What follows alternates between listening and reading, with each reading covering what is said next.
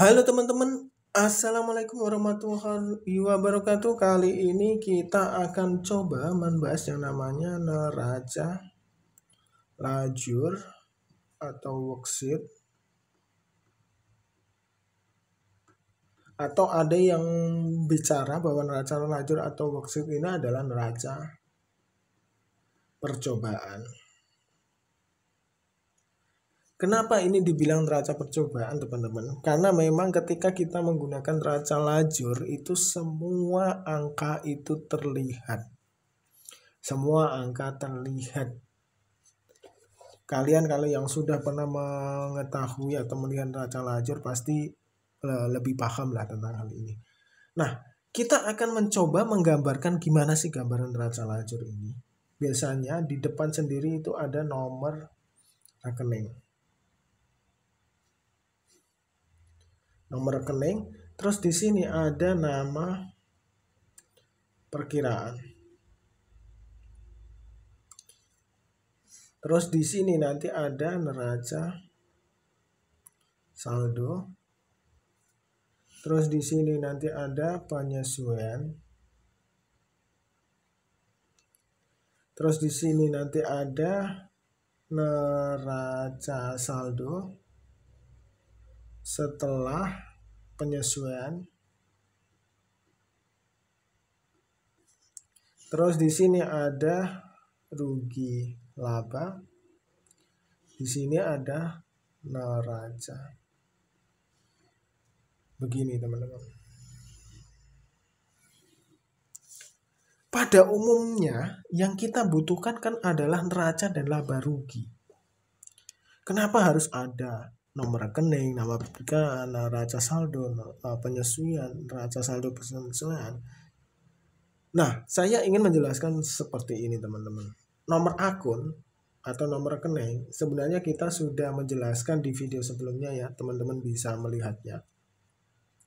Terus nama perkiraan ini sebenarnya adalah nama yang kita sesuaikan dengan pola kerja dari perusahaan yang kita miliki.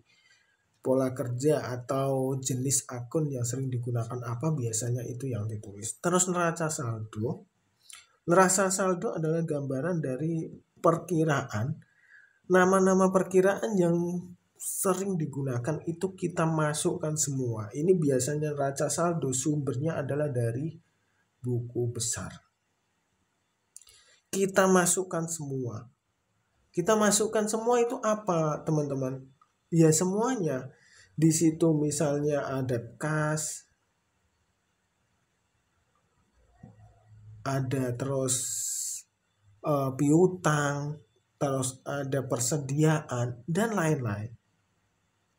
Biasanya yang paling atas sendiri itu adalah aktiva. Aktiva apa? Aktiva lancar. Aktiva lancar teman-teman. Terus nanti bawahnya biasanya adalah aktiva tetap. Terus nanti ke bawahnya lagi itu biasanya ada utang. Terus ke bawahnya lagi ada modal. Ke bawahnya lagi itu yang terkait dengan apa yang ada di dalam rugi laba. Yang ada di dalam rugi laba apa? Ada pendapatan, ada biaya. Nah, biasanya isinya itu. Tapi untuk kejelasannya, kelengkapannya kan aktiva lancar itu terdiri dari apa-apa, ada kas, ada piutang, terus nanti ada persediaan dan lain sebagainya. Misalnya ada perlengkapan juga ditulis di situ kan. Perlengkapan kan barang-barang yang sifatnya habis pakai dan lain sebagainya itu kan bisa ditulis di situ. Terus nanti di bawahnya ada yang namanya aktiva tetap. Aktiva tetap kan seperti misalnya tanah, ada gedung, terus ada kendaraan, ada mesin, itu ditulis di aktiva tetap. Nah, terus nanti ada utang. Utang jangka pendek, utang jangka panjang itu ditulis semua. Modal dari siapa saja, modal dari pemilik, modal dari pemegang saham, atau modal dari keuntungan, itu ditulis semua. Terus nanti ada pendapatan apa? Pendapatan dari usaha, pendapatan dari jasa, pendapatan dari lain-lain.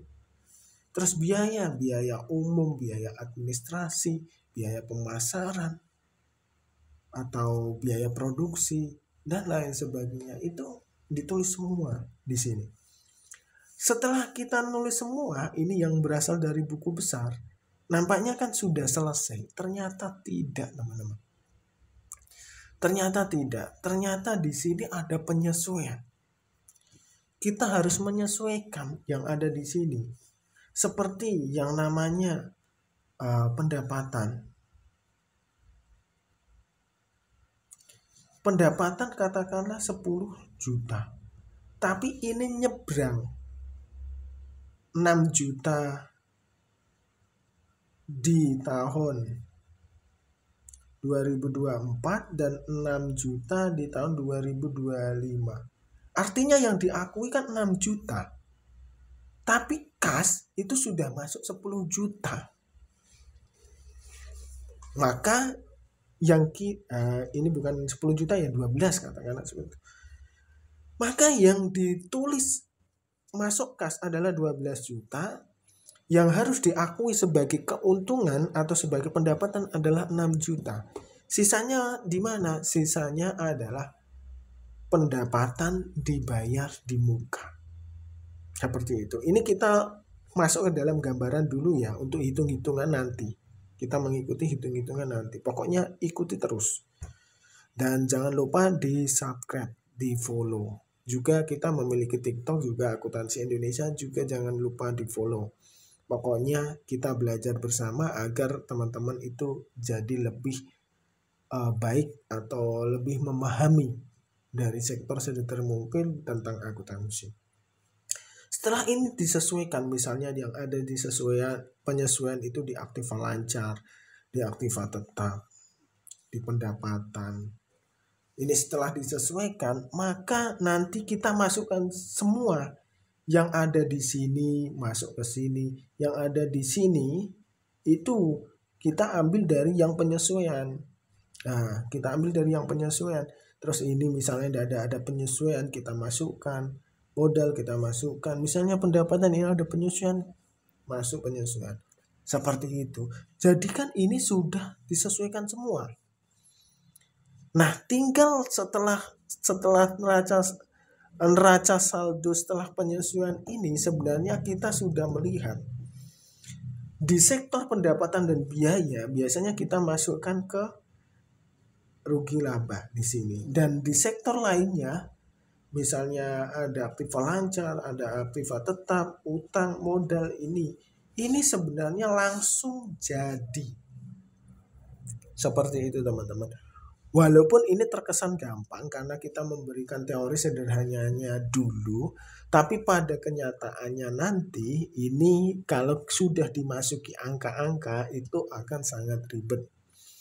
Monggo silakan teman-teman follow atau subscribe di channel ini. Nanti kapan kita bahas keseluruhan dari kita mengolah data, dari memasukkan nilai transaksi, dan pada akhirnya kita sampai membuat laporan keuangan yaitu rugi laba dan neraca. Dan saya belum ingin membuat neraca lajur secara penuh dari misalnya pencatatan awal sampai menjadi rugi laba berdasarkan contoh sebelum video ini atau sebelum akun ini Akuntansi Indonesia itu mencapai 1000 subscriber. Setelah mencapai 1000 subscriber, saya tolong diingatkan, saya akan berjanji untuk membuat hitung-hitungan secara lengkap berdasarkan alurnya. Seperti itu teman-teman.